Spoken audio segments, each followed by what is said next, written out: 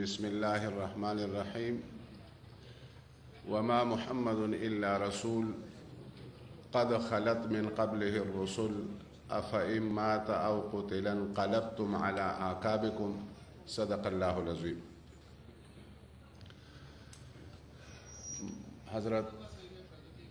حضرات علماء کرام اور جناب وزیر اعظم صاحب، دو وزیر اعلیٰ صاحب اور ہمارے گورنر صاحب اور وزراء صاحبان،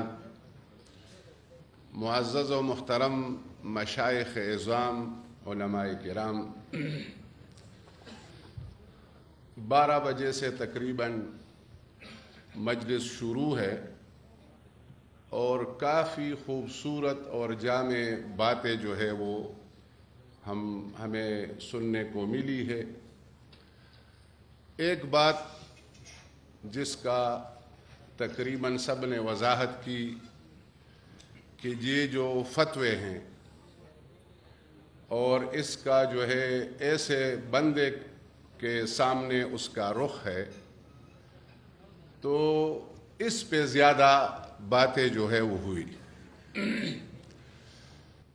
اب میرے خیال میں پورا پروسیس جو ہے جہاں سے وزیر اعظم اور 1996 سے عمران خان صاحب کا جو ہم نے سنا، تقاریر سنی، اور اب جو ابھی اس نے جو سٹینڈ لی ہیں، میرے خیال میں فتویٰ جس کو آپ سمجھتے ہیں کہ کہاں سے آ رہے ہیں، تو میں سمجھتا ہوں کہ مولانا فضل الرحمان صاحب صرف ایک ہی جگہ سے فتوے آ رہے ہیں اور اتنے سارے علماء اس سے متاثر ہیں کہ جی یہ ٹھیک نہیں ہے۔ اور یہ میں سمجھتا ہوں کہ اب جو ہے ان کو وضاحت ہونی چاہیے کہ یہ کس کے ایجنٹ ہیں۔ جو عملاً ثابت ہو گیا کہ نہ ہم اسرائیل کے ایجنٹ ہیں، نہ یہود کے ایجنٹ ہیں، نہ امریکہ کے ایجنٹ ہیں، اب ان کو وضاحت، میرے خیال میں مولانا فضل الرحمان صاحب کو یہ وضاحتیں ہونی چاہیے کہ کس کے ایجنٹ ہیں۔ اب شہباز شریف صاحب کو یہ وضاحت کرنی چاہیے کہ وہ کس کا ایجنٹ ہے۔ اب زرداری صاحب کو یہ وضاحت، ابھی یہ جو ہم تو اس کو معمولی چور چکے سمجھ رہے تھے، لیکن وہ معمولی چور چکے نہیں، وہ کسی کے ایجنٹ ہیں، اور وہ کس کے ایجنٹ ہیں وہ ہمیں بتائیں۔ تو یہ وضاحت میرے خیال میں کہ ابھی وہ فتوے جو ہے وہ انشاءاللہ نہیں لگائیں گے، میں سمجھتا ہوں ابھی اس کا نبض جو ہے وہ ہم ٹھیک کریں گے، آپ فکر نہ کریں گے۔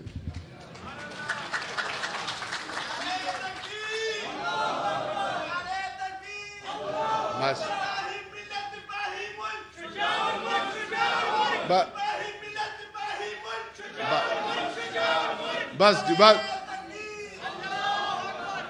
دوسری بات ہے، اب میں ذرا پروگرام کے مطابق کسی نے تقریباً بات نہیں کی کہ حقیقی آزادی۔ اب یہ جب عمران خان صاحب کا پہلا جو عدم اعتماد یا ریجیم چینج، جس کو آپ جو بھی نام دیں، وہ ہوا، تو مجھے ایک ساتھی نے یا بڑے نے بتایا کہ یار یہ بوگس خط ہے اور یہ خامخواہ جلسوں میں دکھا رہا ہے اور اپنے نمبر جو ہے وہ بڑھا رہے ہیں۔ میں نے کہا اگر بوگس خط سے نمبر بڑھ رہے ہیں تو پھر آپ کے لیے تو سب سے بڑا موقع ہے، ایک بوگس خط نکالو اور یہ کہو کہ یہ امریکہ کا سازش ہے۔ دوسری بات، حقیقی آزادی، یہ اصل میں جس طرح تمام علماء کرام ہے، میں زیادہ تفصیل سے بات نہیں کروں گا، اس لیے کہ حضرت پیر صاحب محترم نے حکم کیا ہے کہ مختصر باتیں ہونی چاہیے، اور ہم سننے کے لیے آئے ہیں، باتیں کرنے کے لیے نہیں آئے۔ لیکن حضرت موسیٰ علیہ السلام کا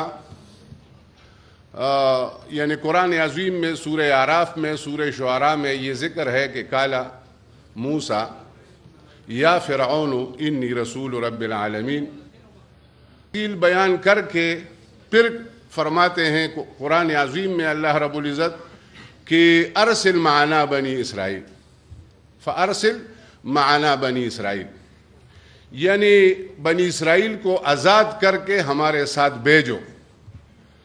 اور دوسرے مرتبہ سورہ شعراء میں فَأْتِيَا فَقُولَا، تمام علماء کرام ہے، اس کے تفصیل میں نہیں جاتا، لیکن دونوں پیغمبر ہارون علیہ السلام، موسیٰ علیہ السلام تشریف لائے اور فرعون کو کہا کہ بنی اسرائیل کو آزاد کر کے ہمارے ساتھ جو ہے وہ بھیج لے۔